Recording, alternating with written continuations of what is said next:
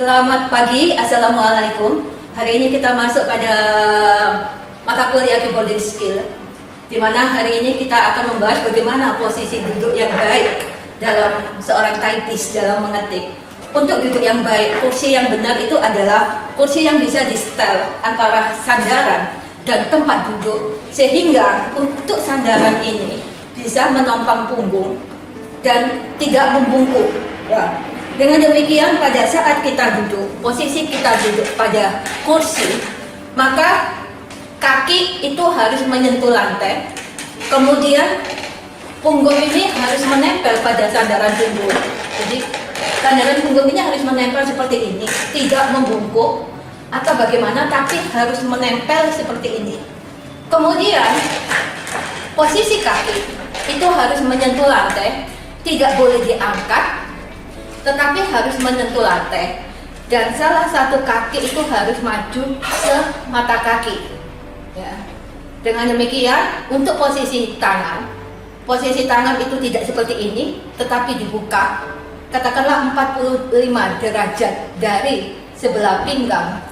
Kemudian tangan, pada saat tangan itu diletakkan atau pada saat jari-jari tangan itu diletakkan pada keyboard dalam suatu PC atau laptop, itu tidak boleh mendatar, tetapi agak ditekuk sedikit, sehingga nanti jari-jari itu mudah bergerak ke atas dan ke bawah ataupun ke home key-nya.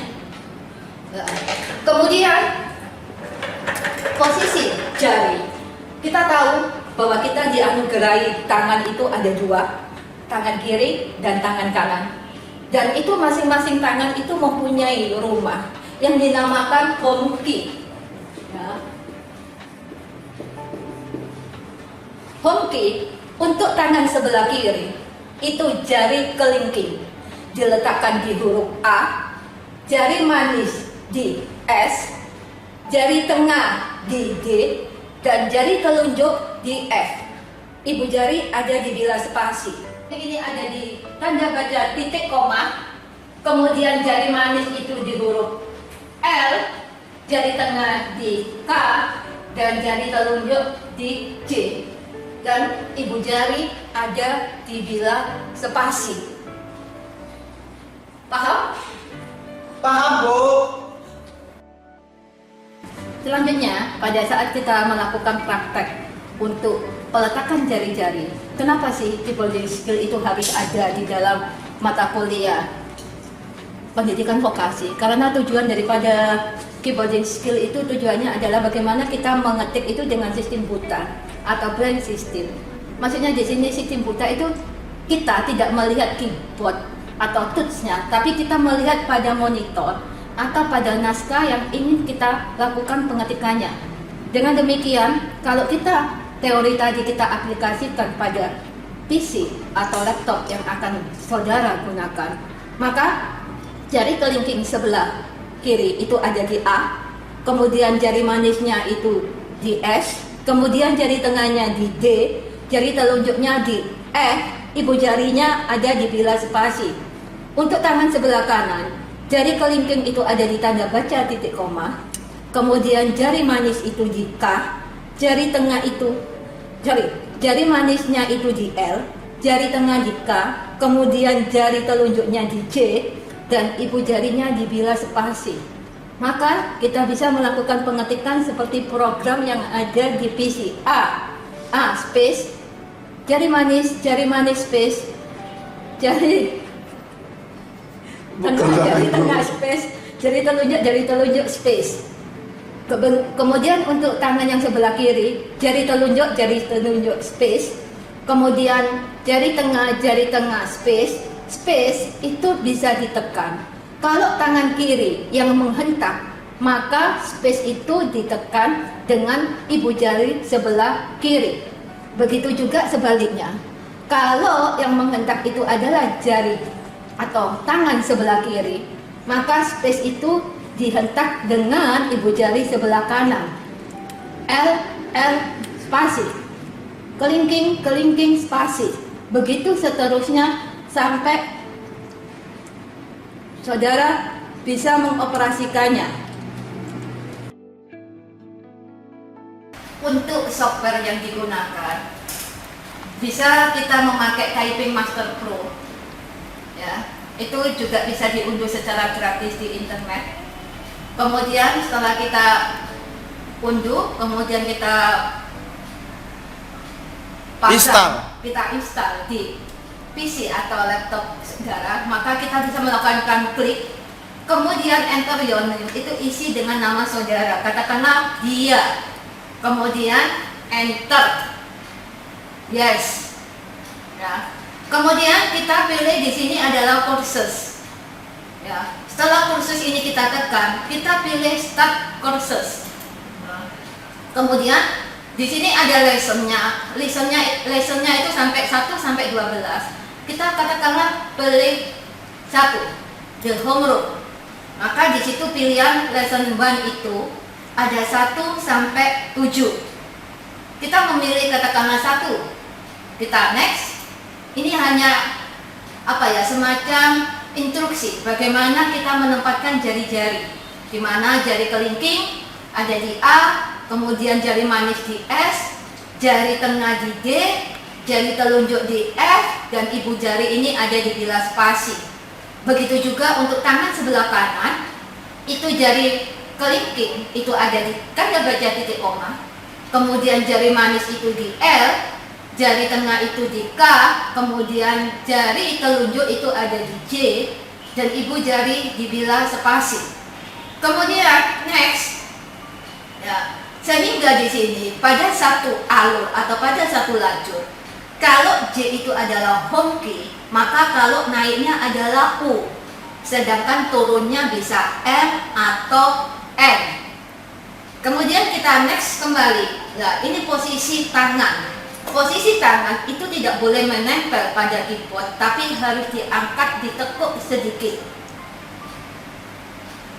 Kemudian next kembali sampai kemudian kita masuk di yang kedua. Merah-merah atau biru warna-warna ini menunjukkan adalah tempat jari-jari. Sehingga kalau yang menyala biru maka dihantar dengan jari kelingking. Apakah itu jari kelingking sebelah kiri ataupun sebelah kanan. Begitu juga untuk warna merah S dan L itu akan dihantar dengan jari manis. Sedangkan warna hijau itu akan dihantar dengan jari telunjuk baik tangan kiri maupun tangan kanan. Begitu juga untuk F, ada warna ungu di F dan J itu dihantar dengan jari telunjuk yang ada warna ungu. Kemudian next kembali sampai berikutnya, sampai kita langsung masuk latihan. Nah, sehingga pada program ini, kalau yang menyala biru, maka yang ditunjuk adalah jari kelingking yang warna biru. Seperti saya contohkan A spasi, S spasi, D spasi, kemudian jari telunjuk spasi. Itu untuk posisi tangan sebelah kiri. Sedangkan untuk posisi tangan sebelah kanan, JJ spasi. Jari tengah spasi, jari manis spasi, jari kelingking spasi. Begitu seterusnya sampai penggabungan di home key. Karena yang dinamakan home key di sini adalah ASDF JKL titik koma spasi. Ya, itu tidak boleh dirubah. Kemudian begitu seterusnya sampai saudara menguasai basis atau yang dinamakan dengan home key ini. Jangan sampai bosan untuk belajar, karena dalam keyboarding skill ini dituntut untuk fokus, kemudian untuk konsentrasi yang tinggi.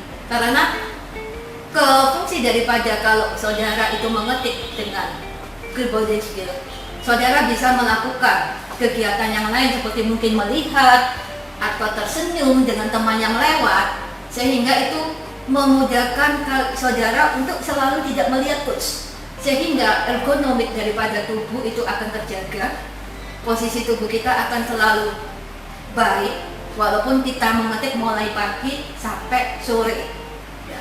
Dan apabila capek, Seorang typist itu karena harus duduk mulai pagi sampai menjelang pulang dan dia harus mengetik. Biasanya yang capek itu adalah di jari-jari, kemudian di pundak ini, ya. Sehingga ada senam yang bisa saudara lakukan. Di mana senam yang bisa dilakukan itu kepalkan tangan, hitung sampai 1 sampai 8, 1, 2, 3, 4, 5, 6, 7, 8, buka. Kemudian kepalkan lagi, hitung sampai hitungan 1 dan 8, buka lagi. Sampai saudara merasakan peredaran darah itu kembali berjalan normal. Kemudian, mana lagi yang capek? Pastinya pundak. Sehingga kalau pundak ini kan capek, kita bisa memutar ke arah belakang, kemudian ke arah kiri. Begitu sebalik, begitu terus sampai saudara merasakan badan itu menjadi enak. Kemudian kalau untuk leher itu bisa digolengkan ke kiri, kemudian ke kanan, atau diletakkan ke bahu kanan, ke bahu kiri, begitu sampai saudara juga merasa nyaman dengan kegiatan yang akan dilakukan seterusnya. Materi yang baru saya jelaskan tadi itu mengenai fondasi dasar daripada suatu pengetikan 10 jari. Selamat siang, Assalamualaikum warahmatullahi wabarakatuh.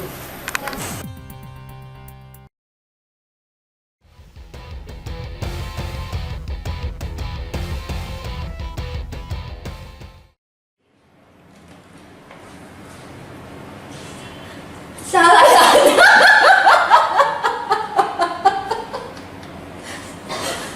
Untuk jari kelingking, ini maaf ada kesalahan.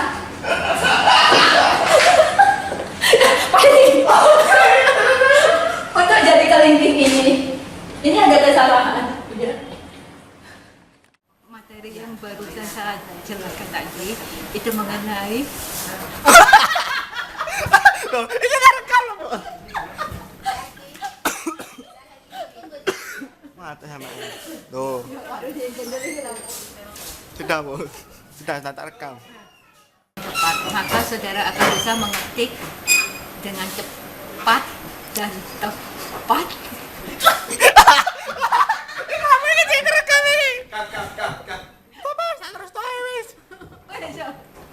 Tinggal wassalamualaikum gitu aja Ya, loh. oke, terima kasih.